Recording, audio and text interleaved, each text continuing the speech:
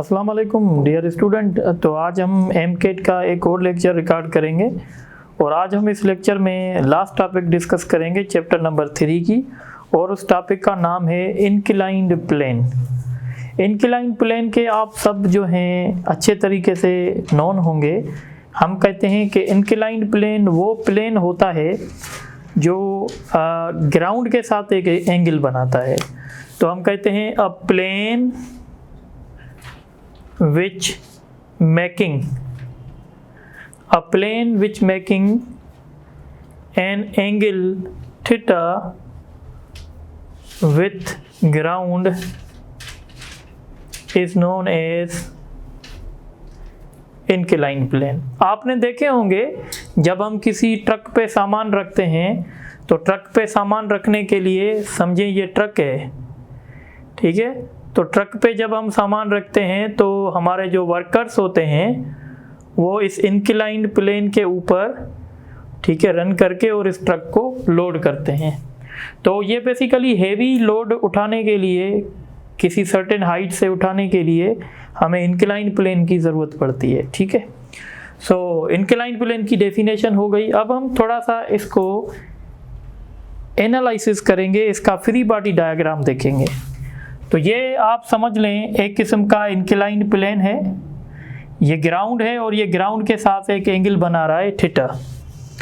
और आप सपोज करें इस इंक्लाइंड प्लेन पे कोई एक ब्लॉक है जिसका मास m है, इस ब्लॉक का मास जो है वो m है, और हम कंसीडर कर रहे हैं कि ये ब्लॉक एक्सेलरेट हो रहा है नीचे के तरफ। यानी if block is accelerating downward, अगर ब्लॉक डाउनवर्ड एक्सेलरेट हो रहा है जैसे बुक में कंडीशन दी गई है, तो हम कहेंगे इस ब्लॉक पे कितने फोर्स एक्ट करेंगे। एक तो वेट होगा वर्टिकली डाउनवर्ड, और एक प्लेन का नॉर्मल रिएक्शन होगा। ये दो फोर्स तो होंगे, ये नॉर्मल रिएक्शन होगा, ये वेट यानी W होगा। हम इस वेट को कंपोनेंट में रिजॉल्व कर सकते हैं। एक वेट का कंपोनेंट ये बनेगा, दूसरा ये बनेगा। अब जो एंगल यहाँ बन रही थी वो एंगल यहाँ बनेगी, तो एंगल बनेगी y एक्सिस के साथ। तो ये वाला जो कंपोनेंट होगा इसको हम कहेंगे mg cos थीटा, और ये ग्राउंड के परपेंडिकुलर होगा, और ये कंपोनेंट ग्राउंड के पैरेलल होगा और इसको कहा जाएगा mg sin थीटा। तो आप देखें ये जो दो फोर्स हैं, यानी नॉर्मल रिएक्शन जो है वो वेट के mg cos थीटा के साथ बैलेंस हो गया। तो याद रखिएगा इंक्लाइंड प्लेन में normal reaction is balance bye, तो इसलिए हम कहते हैं कि इंक्लाइंड प्लेन में नॉर्मल रिएक्शन जो होता है वो mg cos थीटा के बराबर होता है। वैसे अगर हॉरिजॉन्टल प्लेन होगा तो उसमें नॉर्मल रिएक्शन mg के बराबर होता है, पर इंक्लाइंड प्लेन में normal reaction mg cos theta के बराबर होता है। अब आपका एक ही फोर्स है जो इस ब्लॉक को नीचे के तरफ एक्सेलरेट करेगा, पर हम कह रहे हैं कि देयर इज रफ सरफेस। तो रफ सरफेस है तो ऊपर क्या लगेगा, फोर्स ऑफ फ्रिक्शन। अगर ब्लॉक नीचे के तरफ एक्सेलरेट होगा तो फोर्स ऑफ फ्रिक्शन जो है वो अपवर्ड एक्ट करेगा। इसका मतलब हुआ अगर हम नेट फोर्स फाइंड करना चाहते हैं तो net force is the vector sum of all forces acting on body. तो अब इस बॉडी पे दो फोर्स लग रहे हैं, एक mg sin थीटा जो वर्टिकली डाउनवर्ड और एक F जो वर्टिकली अपवर्ड। तो जब हम इसको देखेंगे तो mg sin theta minus F, तो ये नेट फोर्स हुआ जो ब्लॉक पे एक्ट कर रहा है जब ब्लॉक आपका वर्टिकली डाउनवर्ड एक्सेलरेट हो रहा है। अगर आप if force of friction is ignored, अगर आप फोर्स ऑफ फ्रिक्शन को इग्नोर करें, मीन्स आप F को 0 रखेंगे, तो फिर नेट फोर्स का फार्मूला हो जाएगा mg sin थीटा, और नेट फोर्स हमेशा ma के बराबर होता है। तो यहाँ से एक्सेलरेशन का फार्मूला मिल जाएगा g sin थीटा। यानी जिस एक्सेलरेशन से ब्लॉक नीचे आएगा वो एक्सेलरेशन होगी जी साइन थीटा। मीन्स एक्सेलरेशन जो ब्लॉक में प्रोड्यूस होगी वो किस पे डिपेंड करेगी, डायरेक्टली प्रोपोर्शनल करेगी एक्सेलरेशन ड्यू टू ग्रेविटी पे, और डायरेक्टली प्रोपोर्शनल करेगी साइन थीटा पे। और आपको पता है जब हम साइन की बात करते हैं तो हम कहते हैं थीटा जैसे ही 0 से 90 के तरफ आएगा तो साइन थीटा का वैल्यू जो है इंक्रीज हो जाएगा। तो ये दो फैक्टर पे डिपेंड करेगी। याद रखिएगा acceleration is independent, acceleration is independent of size and mass of block, ये इसके बिल्कुल जो है वो इंडिपेंडेंट हो जाएगी। तो एंट्री टेस्ट में एक क्वेश्चन ये आ चुका है कि एक ब्लॉक इंक्लाइन प्लेन पे पड़ा हुआ है और वो एक एंगल बना रहा है थीटा। अगर ये ब्लॉक नीचे एक्सेलरेट हो रहा है तो नेट फोर्स बताओ, तो ये फार्मूला होगा। और एक्सेलरेशन पूछेंगे तो ये वाला फार्मूला होगा। अब एक बात याद रखो, अगर किसी इंक्लाइन प्लेन पे कोई बॉडी ऊपर जा रही है, अगर कोई बॉडी ऊपर जाएगी इसका मतलब होगा इस बॉडी को अब दो फोर्स रोकेंगे, दो फोर्स इसको रिटार्ड करेंगे। एक फोर्स आप जानते हैं फोर्स ऑफ फ्रिक्शन, और दूसरा फोर्स भी आप जानते हैं, एक फोर्स होगा mg साइन थीटा जो वर्टिकली डाउनवर्ड एक्ट करेगा, और एक फोर्स होगा फोर्स ऑफ फ्रिक्शन। ये दोनों फोर्स मिलकर बॉडी को ऊपर जाने नहीं देंगे। तो एक बात हमने नोट कर ली कि if body is moving upward, अगर बॉडी अपवर्ड जाएगी देन रिटार्डिंग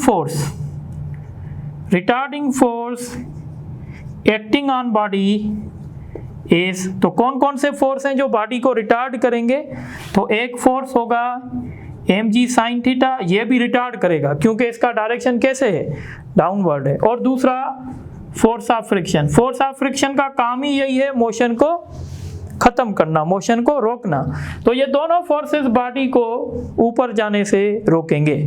पर अगर आप फोर्स ऑफ फ्रिक्शन को इग्नोर करेंगे, यानी ये रिटार्डिंग फोर्स है, अगर आप फोर्स ऑफ फ्रिक्शन को इग्नोर करेंगे तो रिटार्डिंग फोर्स बराबर हो जाएगा mg साइन थीटा के, और रिटार्डिंग फोर्स में हमेशा माइनस की साइन आती है।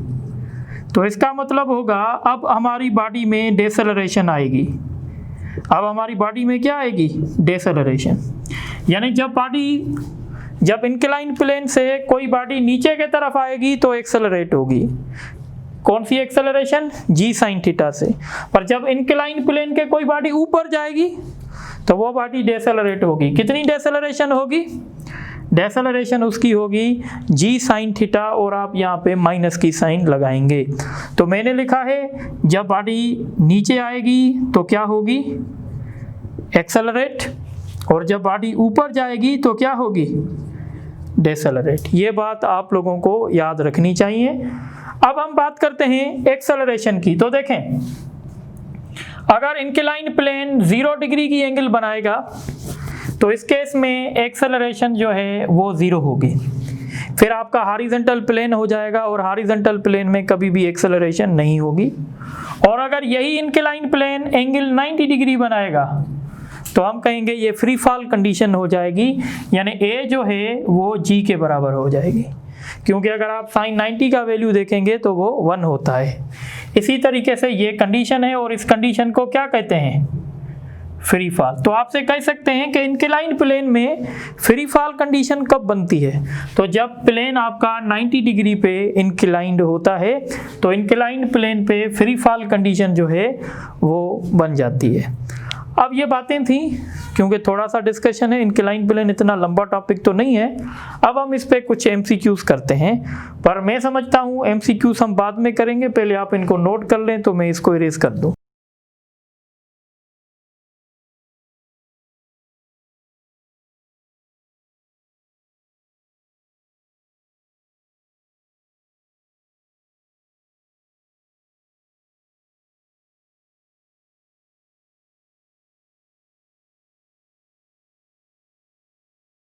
अच्छा, अब ये मैंने कुछ MCQs लिखे हुए हैं। ये MCQs आपके पास पेपर में भी आ चुका है, देख लें इसको। A block having mass m is accelerating downward over an inclined plane making an angle theta with ground. If F is the force of friction then net force acting, तो मैंने बताया था नेट फोर्स का formula होता है mg sin theta minus F. अगर block नीचे की तरफ आएगा, ऊपर की तरफ जाएगा तो फिर mg प्लस एफ होगा, ठीक है ना, mg sin theta plus F. To achieve the free fall condition in inclined plane, the inclined plane must make angle dash with ground, तो 90 डिग्री की एंगल बनाएगा, ठीक है। उसके बाद क्वेश्चन है the acceleration produced in block placed over inclined plane is independent of, तो वो मास के भी इंडिपेंडेंट है, वो साइज के भी इंडिपेंडेंट है। एक्सेलरेशन ड्यू टू ग्रेविटी पे डिपेंड करता है, एंगल पे भी डिपेंड करता है, तो इसका ऑप्शन होगा बोथ ए एंड बी, ठीक है। उसके बाद क्वेश्चन है a block is placed on an inclined plane which is making an angle of 30 with ground, find the acceleration in block if force of friction is ignored. तो acceleration का formula था g sin theta, g का value यहाँ पे नहीं दिया गया तो 9.8 लिखेंगे, और साइन 30 का वैल्यू 1/2 होता है तो ये 4.9 होगा, इसका ऑप्शन ए होगा। उसके बाद ये बहुत ही इंपॉर्टेंट क्वेश्चन है, इसको देख लें। A block is release from the top of inclined plane which is 30 metre long and 5 metre high, यानी ये इंक्लाइंड प्लेन है, ये इंक्लाइंड प्लेन की लेंथ है और ये हाइट है, ठीक है। ये 30 मीटर लॉन्ग है और 5 मीटर हाई। आपसे पूछा क्या जा रहा है, यहाँ से ब्लॉक रिलीज कर रहे हैं, जब ग्राउंड पे आएगा तो उसकी स्पीड कितनी होगी। इसके लिए कोई रॉकेट साइंस नहीं है, आप सिंपल फार्मूला वही यूज़ करें जो फ्री फॉल में यूज़ किया था, 2gh बस। तो 2g का वैल्यू मैं यहाँ पे दे देता हूँ, 10 ले लें आप, तो 2 multiplied by 10 multiplied by h। अब यहाँ पे दो डिस्टेंस दिए जाएंगे, एक लेंथ दी जाएगी, एक हाइट दी जाएगी। आपको हाइट लेनी है हमेशा, हाइट मीन्स 5, तो ये 10 मीन्स 100 और 100 का रूट होगा 10, तो इसकी स्पीड 10 हो जाएगी। A cyclist is moving upward at a speed of 20 meter per second over an inclined plane which is making an angle 30 degree with ground. If he stops the pendulum, find how much further he can move before coming to rest. Assume force of friction is negligible. अब देखें, अगर cyclist ऊपर जा रहा था और इसने पेंडलिंग यानी साइकिल को चलाना बंद कर दिया, तो लाजमी है इसके पास वेलोसिटी है, ये ऊपर जाएगा, फिर उसके बाद वो रेस्ट में आ जाएगा। तो हमें डेटा दी गई है, इनिशियल वेलोसिटी 20, फाइनल 0 हो जाएगी। एक्सेलरेशन हम खुद फाइंड कर लेंगे, ऊपर जा रहा है तो डेसेलरेशन आएगी, थ्योरी में मैंने बताया है। g का वैल्यू यहाँ पे 10 मिला हुआ है, साइन 30 का वैल्यू 1/2 यानी -5, और डिस्टेंस आपको फाइंड करना है तो थर्ड इक्वेशन यूज़ करेंगे।